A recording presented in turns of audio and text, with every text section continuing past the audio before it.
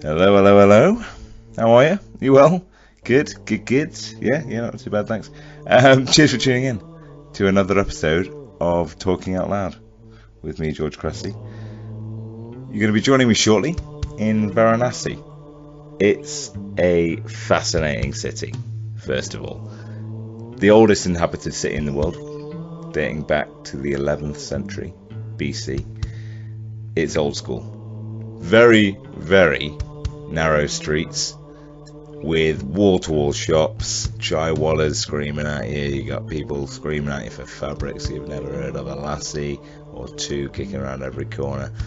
Unbelievable temples. There's 2,000 of those, and it's just overspilling. The whole city is alive, and there's no getting away from the spirituality in that place. There's going to be barbars every about 2 or 3 feet. There's a barbar, and there's obviously the burning ghats, which if you haven't heard of, just honestly give that a Google. That's pretty intense little YouTube watch you got there. So I tried there to sum it up, but just go to Varanasi if you get the opportunity, you get the chance. See a bit of real India, except for sure it's a bit of real India. It's a pretty intense place, pretty intense. Anyways, finding Matt, a cafe owner from Byron Bay, my interest was definitely piqued. And we talk about quite a few things. We cover quite a bit of ground in this one. So first off, we talk about what brought him to India. It turns out cycling did. So you'll hear about his cycle around India. Yeah, he cycled around India. Outside of that, he's an incredibly nice dude. We talk about the cafe he owns out in Varanasi and his plans for that. Also, talk about spirituality. Can't often get away from that topic, so that's a real nice one to hit on. And also about just the charitable work that's happening out in India. Really top bloke is Matt, and does a lot of charitable work, so we talk about the stuff he's involved in. So yeah, it's just a really nice one with a really interesting fella, so I really hope you like it. Again, please let us know. Reach out, give us a like, give us a subscribe. Always looking for people who like what we're doing here. Even if you don't like what we're doing here, just come on, get in touch. So yeah, without further ado, Matthew, over to you. Wow, that's good rhymes.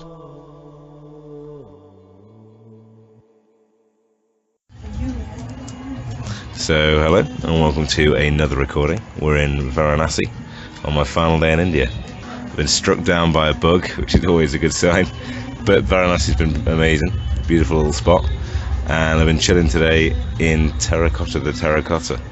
I'm here today with the owner of the very same place, Matt. What's his second name, Matt? I forget. Matt Brice. Matt Brice. Yeah. Fantastic. So yeah, first off, if I can, a man from Byron Bay. Yeah, I am, from Byron Bay. Interesting. Yeah. So you've got a place in Varanasi, India. Yeah. What's that all about? If you can try and explain the little story of Sure. how you came to from Byron Bay to here. I came to Varanasi for the first time in 2011 after a 5-month solo cycling trip through North India. So I rode a bicycle from Delhi through Rajasthan, through the desert, and then out to the coast of the western coast, and then down to Goa. So I finished the tour as summer was coming, and I was looking for somewhere a little bit cooler and a little bit more further north. So I ended up in Varanasi, and I just been drawn back here over and over and over again over the last 6 years. And I found myself spending less time in Australia and more time in India, and needed to find a sustainable way that I could stay here in India and not have to go back to Australia every 6, 9 months, 12 months to earn money to to have the lifestyle that I like to have here. Okay. And how long has this place been going for? So it opened on New Year's Eve this year. Oh wow. So it's pretty young still. Still in the first year. And how's it been opening a business in India as a foreigner? It's been pretty interesting. It's been pretty challenging at times. we're actually we built the cafe from scratch on the rooftop of this guest house, and we were mid-building when there was a demonetization that occurred in India. So they took the largest notes of currency out of circulation overnight while we were halfway through building the cafe. So we were like paying for building materials with like thick wads of 100 rupee notes, and at one stage, like at the labour markets, like all of the labourers, all the workers were being employed by business people to stand in the bank queues to transfer old currency into new currency. So we couldn't even get like any workers to come and work on the building. So absolute nightmare. And how long did that go on for? How long was that sort of it took interruption? probably about 4 or 5 months for it to like fully recover. There was like 1 hour long queues, 2 hour long queues to get to ATMs, like and you get to the front of a queue and the machine would be out of power, there'd be a power cut, like be out of money, like and some days there'd just be no money in any ATMs in Varanasi, so we'd be going around all ATMs trying to find money. And it even became a problem with eating, like restaurants don't accept cards here mostly, so we're often running around trying to find even somewhere to have food, like that's scary in a way. Was there a big backlash from that? Oh no, I heard so about it was aimed on like ridding the black money from the country and from neighboring countries. So I don't know, as far as I know, it was pretty successful. Like, I don't really follow like the politics of things, but like, So it's sort of like a necessary evil in some. Yeah, I think so. Yeah. Okay. But yeah, it just added an extra kind of, to the whole setup of the cafe. And I don't know, you've been in Varanasi a few days now, so nothing really happens in a hurry here. It's pretty pretty chilled. So, So what was it about Varanasi? Obviously you've seen a lot of India. Yeah, right. We'll get to your biking if that's alright a bit later on. No worries. I think the spiritual side of Varanasi is what really appealed to me. I've studied like Indian philosophy and yoga, and I've had quite a strong interest in that area, and so I just feel very like connected in Varanasi, like spiritually connected, like there's temples, just with the whole like kind of religion and devotion, and all of the temples, and that spiritual side of Varanasi, it reminds me of that. I find when I'm back in Australia, I'm kind of, because it's not in my face maybe so much, like I just kind of like lose that. I feel like I lose that kind of connection to that like spiritual kind of divine like kind of level. So there's temples in every corner here, and there's a lot of worship and chanting and going on. So for me it's a constant reminder to to remember that there's a greater energy and greater like being. So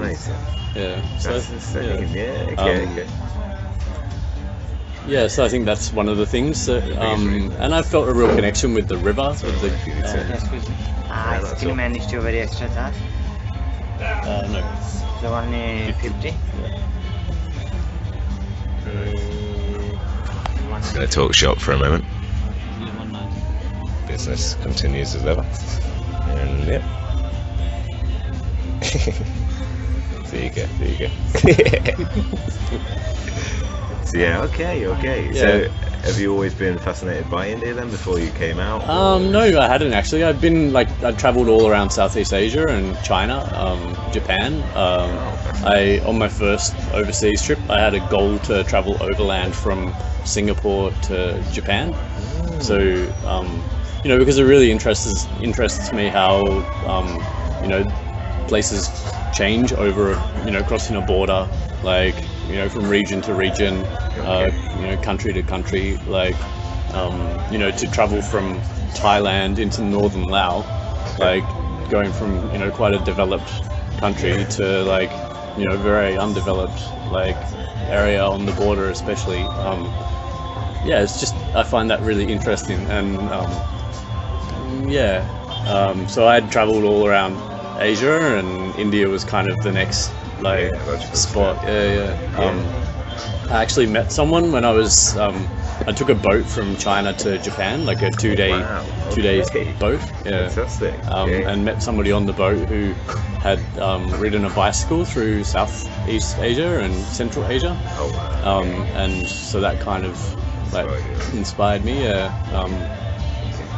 His the freedom of like traveling on a bicycle, and you know, being able to travel at your own speed, and you know, stop wherever you want. If you want to take a photo on the road, you can, you know, you can just do so. Yeah, absolutely. So yeah, the freedom of traveling on a bicycle. Like, it was really. So I had a couple of friends in South America maybe a year and a half ago. Yeah. Traveling around, and I bumped into a couple who were Jess and Dan, who were cycling around South America. Yeah. And is it fair to say you can find online now like communities of people who are doing a similar thing? Yeah, you can. Yeah. The same There's here in India as Warm well, Shower is like a platform, online platform.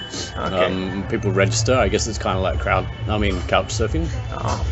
So it's designed for cyclists. So get around and find the best route. Yeah, and people can, you know, you can stay in someone's. It's called Warm Shower, so it basically, you know, is about staying in someone's house and using their facilities, and you know, having someone who has a similar interest to give you a bit of support along the way.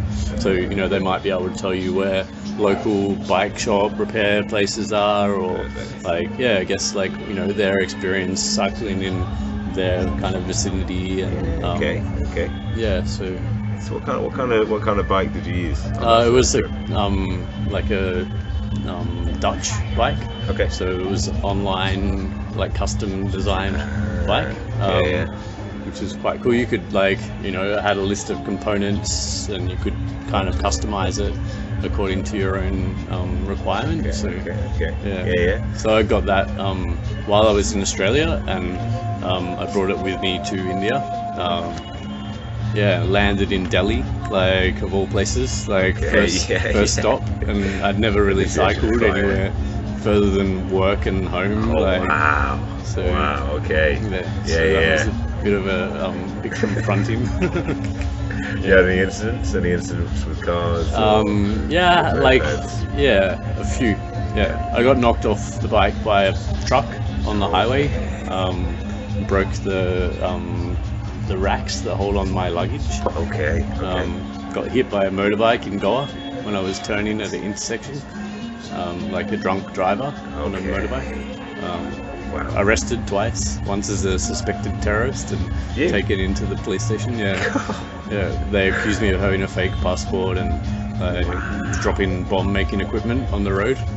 No way. Yeah. This is all for a bribe, I think. So I was cycling up some like huge hills and like trying to reduce the weight of my luggage. And, nothing's really wasted in India. Like things are used and reused, and so I kind of thought, you know, that the equipment that I had might be useful to someone, and so I, you know, nicely, like I thought, put it on the side of the road for someone to use. And, it just happened to be a tank of petrol, which I'd used for my fuel burning stove. Right. And some I had a solar panel. Like the battery from my solar panel, and really, you know, in hindsight, 2 and 2 together, dodgy, you make a but bomb. That's crazy. But when you're cycling up a huge hill in the middle of summer and you've got like 20-30 kilos of luggage, like it was the last thing on my mind was like how suspicious my solar panel petrol would be to drop off. Wow. So this whole trip, so obviously from that you keep cycling now, and so that took 5 months. I left my bicycle in India and went back to Australia, and I was back for only a few months before I felt such a huge like draw to come back to India again. And I actually had 2 weeks off over Christmas and just came back to Varanasi, and just like spent the whole time sitting by the river, just thinking about kind of purpose of life, and where I was, what direction I should take, and looking for some kind of like inspiration and guidance. And in that 2 weeks that I was here, I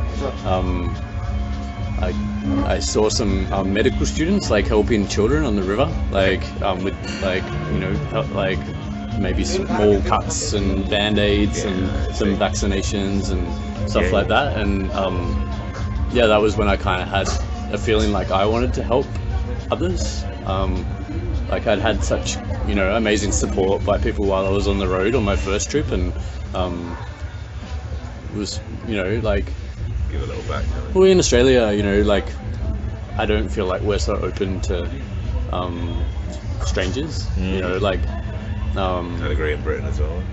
Like unless it's family, friends, or close like associates. Absolutely. Otherwise, we're quite like standoffish. Like we're not very open, I find. For sure. And you probably in your experience in India, like it's totally the opposite way. Absolutely. Like instead of like if you ask someone for directions, instead of them just giving some off the cuff kind of directions, they take your hand, and take you to wherever you wanted to go. Very true. Like.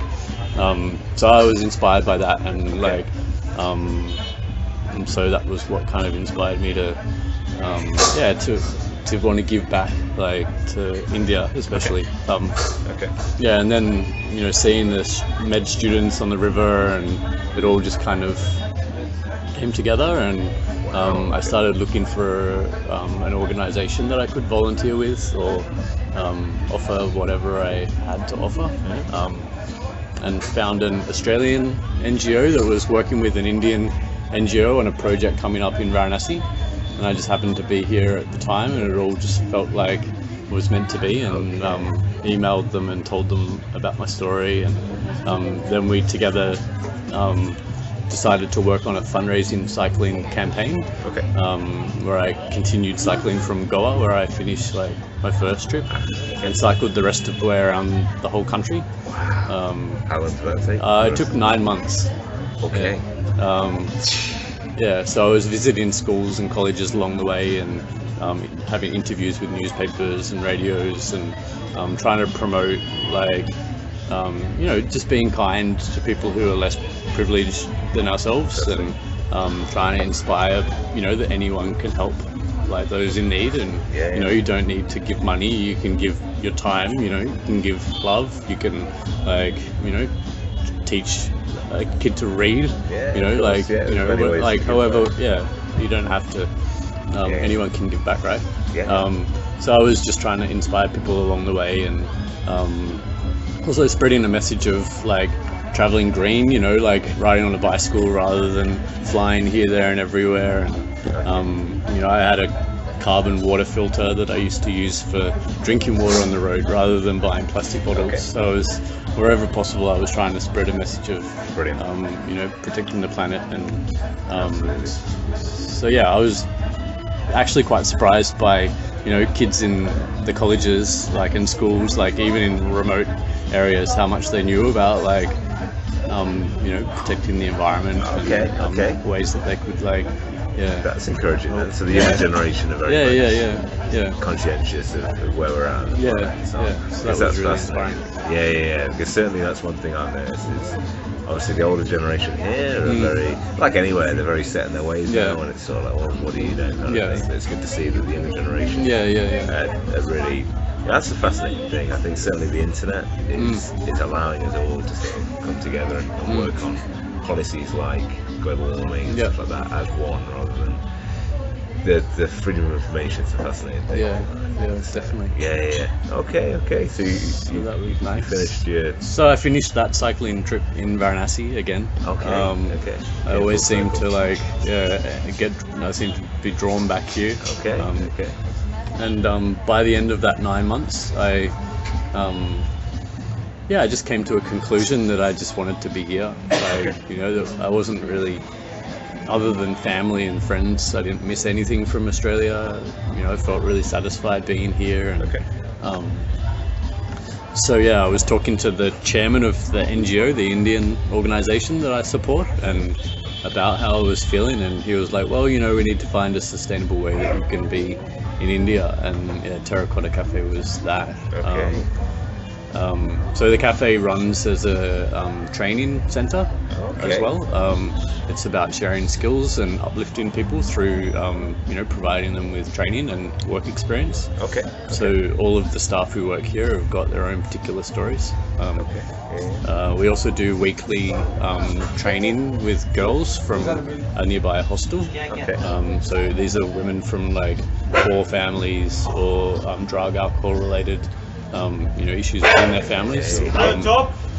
They come here once a week. There's 4 girls that come who are interested in hospitality, and they think they might want to make a career out of it, and so I'm trying to like pass on whatever skills I can onto them as well.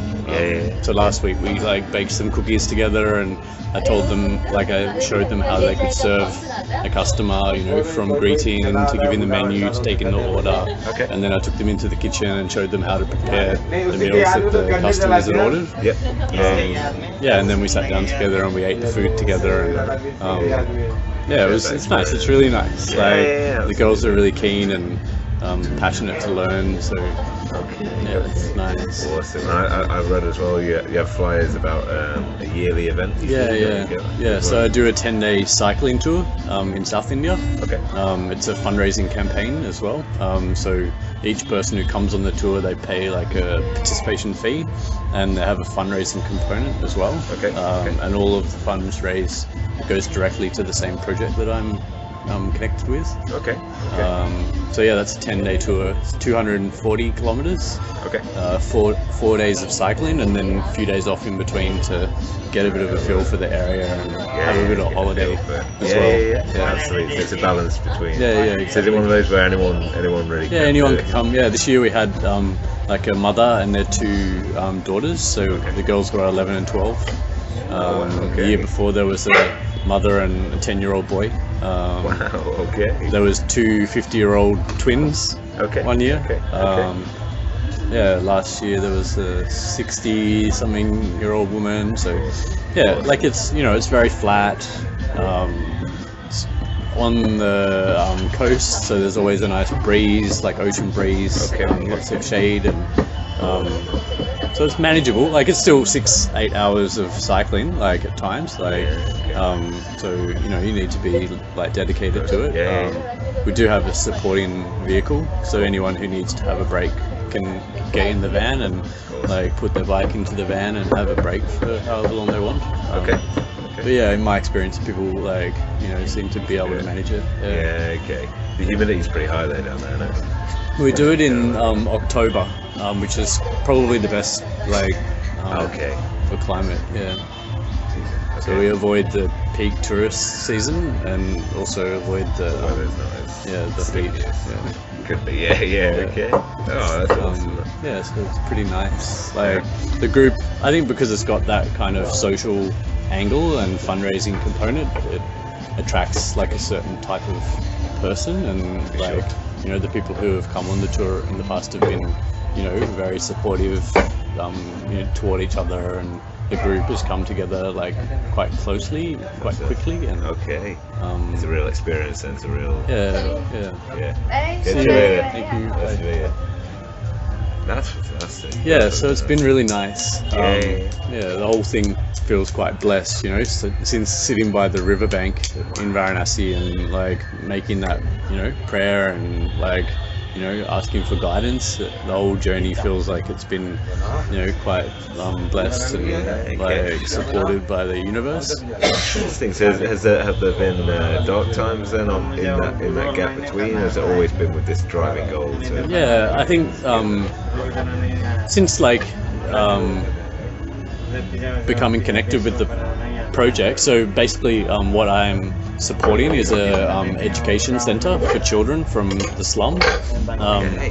So there were originally 23 families who were living on the side of a highway near an open drain, and during the monsoon they were getting flooded, and the police were abusing them, and they were being moved and bribed, and so initially it was aimed at supporting these families and like moving them into a more secure place. and providing education to those children, and like immediate health, and it kind of just expanded from there. So there's now 2,300 kids come into 3 centres for classes 3 times a day. So the classes are operating underneath the bridge of a metro line. They've put blackboards like on the pillar of the metro, and they're doing classes like open air classes like in the slum.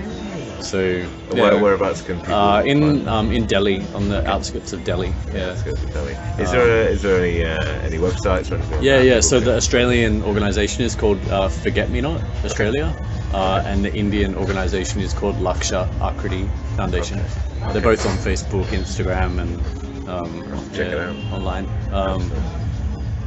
But yeah, it's it's super inspiring. And anytime you were saying that there've been any dark like times, and obviously they have, like everyone like has their ups and downs, and especially when I was on the road, like I remember 3 months I didn't see another Westerner, like, so and I didn't have a smartphone at the time either, so it meant having in deep conversations like with other humans was like non-existent, and I felt very lonely at times, and like like I remember I was cycling into a headwind for like almost a month, and every day using all of my energy to just cover a few kilometers, and getting sunburnt because the wind was blowing my hat off, and just and kind of thinking about the purpose of the tour like really helped me to kind of move through that, and I'd think of the kids and think of why I was doing it, and so I think like, and even like in times where I felt down myself, like just having that goal and purpose is, and it really it's really helpful. I think that's something a lot of people struggle with. Certainly I'm starting to feel like I'm starting to get a bit of a purpose together now, and it's very it makes things a lot easier when you can try and find that thing that you really care about. And I think a lot of it is altruistic as well, the feeling of giving back, of contributing, and that's certainly something I felt in the first time. This is month 4 of a 5-month trip now. So I did 2 months in Africa before this, and that was the first time really, 'cause I'm quite a selfish guy, I travel on my own, and I like to see what I want to see, and I like to save a bit of money for myself and travel again. But that was the first time it hit me sort of to go, I did a few, went in Cape Town, into the townships quite a few times, and seeing the lives they lead and the lives that I'm leading, it does make you think like, well, these guys are certainly massively talented as well. A lot of these people that just do not get an opportunity because of the circumstances they're born into, so that's definitely given me a lot of sort of drive going forward. I think it's important for everyone to have that experience, to travel outside of their own city, and especially to developing like a country where people aren't as fortunate as us, like it really absolutely really opens your eyes and makes you really appreciate what you have and the opportunities that you have. Like a lot of people here could never even dream of going abroad, like to get a visa, like for an Indian to get a visa to come to Australia is almost impossible. We're pretty lucky, like absolutely, the passports we have are so powerful, and it's all chance, all chance. It's absolutely, it's madness really when you break it down and you go, okay, well, what are the chances that I'm here and I'm British and Australian, and just to be born into that is quite something. I think a friend of mine, she, I don't remember her exact words, but it was going back to what we were talking about before, and she was saying that happiness comes through having like a meaningful life, like that's the road to the real road to happiness. And I think it really you can search for happiness in material things or love, or like any number of like ways of searching for happiness. But I think it comes through having a meaningful life, Absolutely. whatever way that Impactful life as well, I guess. Yeah. Oh, that's fantastic. Yeah. So in terms of the spirituality, obviously clearly you're a very spiritual person in terms of the way you're talking right now, Yeah, okay. So has that always been the case ever since you were a kid, or were you Christian initially? Would you say you're Hindu now, or how does it work? Yeah, I was like baptized. I think that was probably the one and only time I ever went to church. Okay. I think Australia is like not a very religious country. Like there's a lot of Christians there, I guess, but I wouldn't say it was a very religious place. Yeah, especially in our community. I don't know, like religion was always kind of like scuffed at a bit. Yeah, absolutely. You get the same in Britain. Same in Britain, yeah. Like, most of the West, I think. Yeah. But yeah, I guess.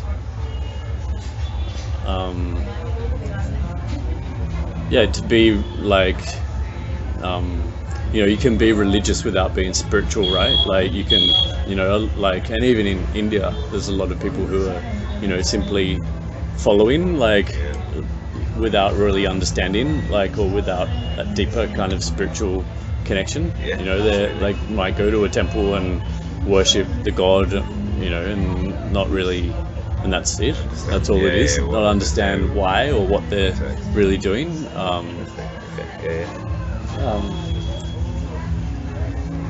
So I wouldn't say that I was like a religious person. I study yoga. And was that a big thing then when you've got into yoga for the first time in terms of? Initially, it was just as exercise. Same. That's why I did it. But then, I was lucky to find a teacher in Australia who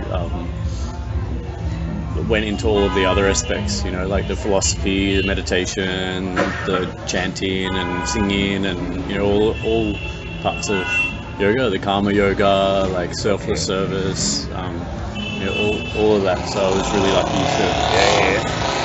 Certainly, I just came from Rishikesh to here, and obviously a lot of people do yoga there. It's the yoga capital of the world. A lot of people say so. In that respect. Hey man, how you doing? There you good, you good. So from that, in that aspect, there's a lot of Westerners obviously that go there, and they were telling me obviously what they're learning and what they're understanding, and a lot of it's philosophy as well. It's not just practicing yoga. They teach them that. It's fascinating. Really. It's something I think in a couple of years maybe I should come back here and do a couple of weeks of yoga, intense ashram work or whatever. Just because it opens your eyes and it's a different way of thinking. Yeah, it does. Okay. So that sort of got you in there. Yeah, and I think I found that teacher just after I'd got back from India too. So I'd been here and I'd I was quite open to this the spiritual side of India. And so having found that teacher once I got back to Australia, it really, it all just kind of came together. It was nice, part of the divine plan. Okay. And so now, what kind of things do you follow a religion, or is it more you follow the meditation or whatever that guy? In yoga they say that all religions are one, and there's only one God, and or whatever you want to call it, and that is within yourself and within everything around you. So I just believe in that. That's a good way to believe in it, I think. Strip it all away kind of thing, strip away the religious aspect, so connect. That's fascinating. That's certainly something that I found again my first time to India. Before this, it's certainly the most spiritual place I've been, and probably the most powerful in terms of how it brushes off on you and wears away, and gives you that, strips a lot of things back. So I can definitely see how you came to that conclusion.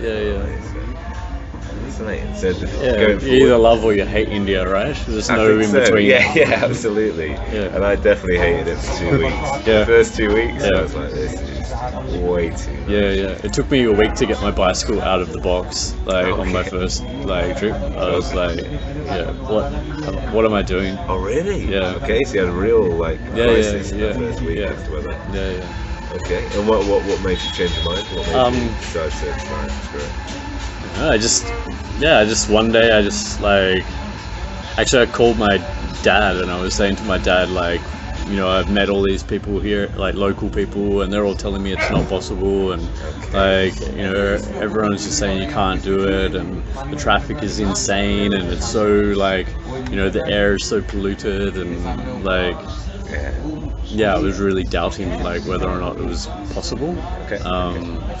And I was having a conversation with my dad, and like, yeah, I don't know, just decided to just Have a go just at do it. least. Yeah, just get on the bike it. and just do it. You know, like, what the worst thing that can happen is, like, doesn't work. Exactly. Yeah. I traveled around Asia, like I told you before, and I was like, you know, I'll just put my bike on a plane and I'll fly to Thailand and I'll cycle through Southeast Asia, or Okay. you know, I just felt like I didn't really have anything to lose and to just do it. Yeah, so the next day I got on the bike and started cycling. Okay. And those initial few days, I guess, were... Yeah, it took me 8 hours to cycle like 40 kilometers out of Delhi, and like by the time I stopped, like, was covered in a thick layer of black dust, and my eyes were like bloodshot red, and you know, I was blowing black dust out of my nose like all night. Jeez. Okay. Yeah, but it definitely got a lot easier. Yeah, after that. Yeah. Wow, okay. So in terms of recommendations for people who want to Yeah. go to India, have you a few sort of standouts that you'd say, right? Yeah, Kerala is beautiful. Kerala is, like, I think probably a best soft landing, if you want to say, into India, especially like Kochi.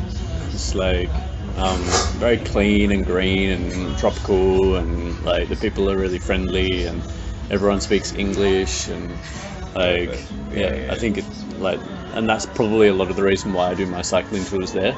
Okay. It's a nice first destination in India. As far as big cities go, I really like Kolkata. Okay. Mumbai, I find, is like a bit hard to connect with local people. What do you think that is? More of a Western mentality, maybe? Maybe just the area. Maybe the area that I don't know. Just it felt a bit like they're just after the tourist dollar kind of thing. Like, they just see you as a tourist, and like, trying to sell drugs on the street, and like, I found it hard to have a genuine kind of connection with people locally. Yep. I found that as well. Certainly the first time I landed into Mumbai.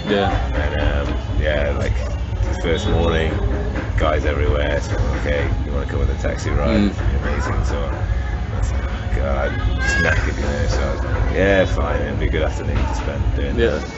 And it's like, obviously initially they asked for 3,000 for half a day in a taxi just to drive around. Wow. And even that is sort of what, 35 quid or 40 quid. It's a lot of money. And even for me, got down to still sort of 1,500 or so on. Even then, it's a lot of money to be paying for a cab when you first arrive. Totally. You don't realise. You don't realise, do you? Yeah, you really don't. So it's one of those things where I think that would be really useful, just a bit more sort of visibility of, okay, here are the prices, guys. Here's what you should be paying for X and Y when you first land, because they will bug you off for sure. Yeah, definitely. They can smell like fresh. You know. They really can. Yeah. They hunt you out, you know. They find a way to find you. And bleed you dry initially. So, exactly. So that's probably why it left a bit of a sour taste in my mouth when I first arrived. I think India can learn a lot in terms of that, if the government sort of addresses that a bit more. I think tourism will be a bit more probably. Because that's how I find it anyway. But so going forward then, Matt, for yourself, what's the plan in the next I don't really know. Okay. I'm just like enjoying the moment, and like just seeing where things go. It's possible we might have to move the cafe to a new location after this season. So I don't know where that will be. Like so more paperwork and more. Yeah, so But Varanasi's got a bit of a hold on you. yeah, it does. Yeah. Also Yeah. Kerala, I really love Kerala a lot. So I think if there was to ever be a Terracotta 2 or like a change of like location, it could be potentially to Kerala. Okay. Yeah. Okay. Yeah. Maybe if Pandiji, do you want to join us? Do you want to join? So obviously you mentioned the staff here have their own stories and so on. So Pandiji, if you want to sort of just come in and can you explain a little bit about your story, if that's okay? Be comfortable with that. My man. Yeah, you might have to speak up a little. What I was telling, How did I meet you? just like name like local dog. I'm support for local dog. Okay. And then Madvi also support for local dog. Okay. Then first time with the one sister like Hyderabad. Yeah, Eva. Eva is Hyderabad from it. He's good for every time call for Pandiji. Pandiji come pick up on me. There some customer. Okay. And So then you were also, to driver before. yeah. Okay. And also Madhya come then order something. Hello Pandiji, where are you? I'm there. Come 5 minutes. Okay, I'm come there anywhere. Just tell him I'm come. And then good situation now like brothership. And my after took some broken. Okay. So I'm start work here. Okay. So I was volunteering with an NGO that was helping street animals, and I was actually fostering a small puppy that had scabies infection in its skin and had one of its legs amputated. It had been found on the road. It had been in an accident, and it was, the size of a hand, like tiny puppy. Its back legs were also semi-paralyzed, so it was living inside a polystyrene box for like warmth in my room. Like I adopted it and fostered it, and I used to take it to the roof of my guest house and wash it with medicated shampoos and like Keep this thing going. and it started to walk again slowly and started to work out how it could like get around with 3 legs, and its skin started to clear up, and Pandiji, he was a rickshaw driver at the time, and so he used to take me to and from the vet all the time with this dog, and he was just a trustworthy person, like who I knew I wouldn't have to negotiate the price like for the ride, and I knew that the price was the real price, and as we were talking before, like that's quite an important thing to have in India. Absolutely.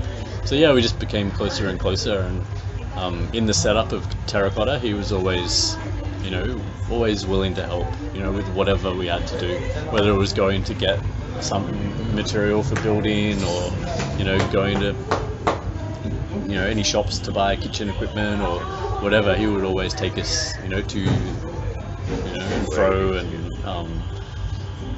and then when he didn't have any rides, he was always hanging out at the cafe, and became closer friends, and and when his tuk-tuk broke down, it was beyond his capability of financially repairing it. I just offered him a job here, and now he has more of a stable source of income. It's not so seasonal or like dependent on number of customers like he can get. So in that we're supporting his family. He has 3 young kids and a wife to look after, and whenever there's any medical kind of things going on with the family, we always like cover those expenses.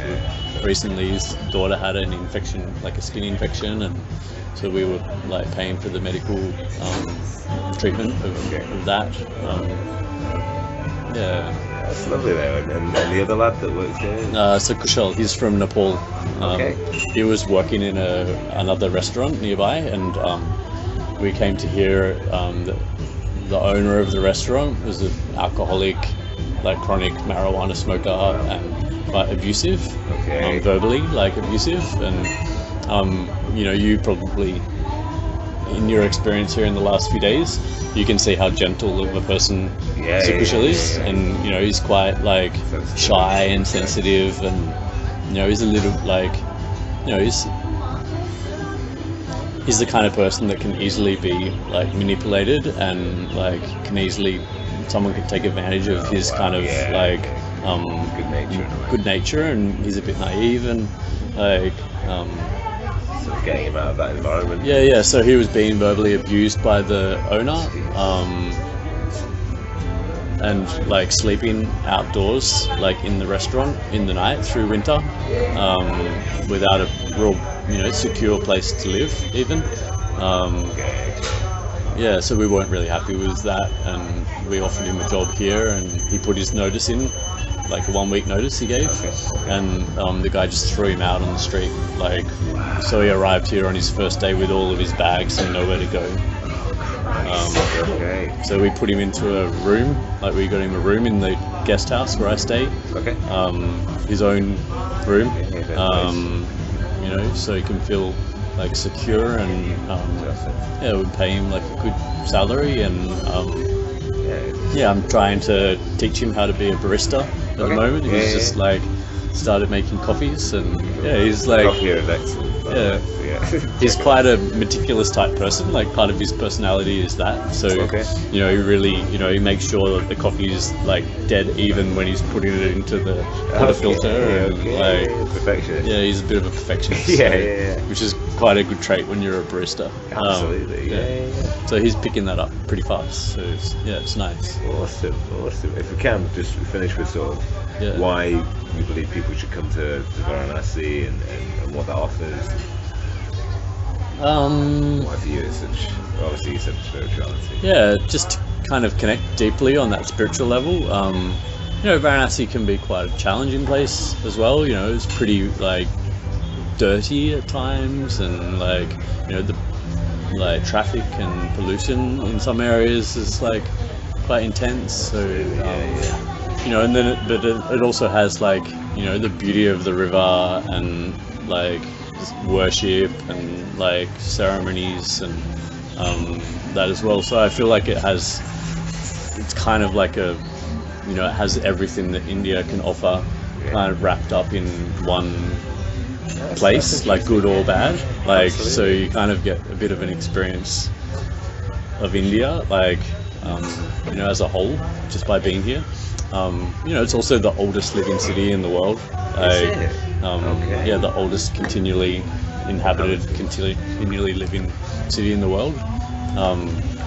They say that it's impossible to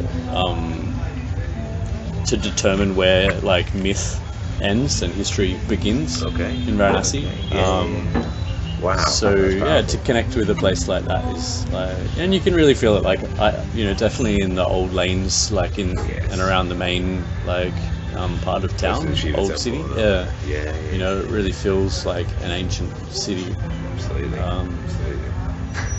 Yeah. Fantastic. Well, thank you, Matt. Really appreciate it. My pleasure. It's been fantastic. And I'll grab you on Facebook and stuff. Yeah. I have to grab a selfie as well for the profile. But thank you, Matt. Appreciate it, dude.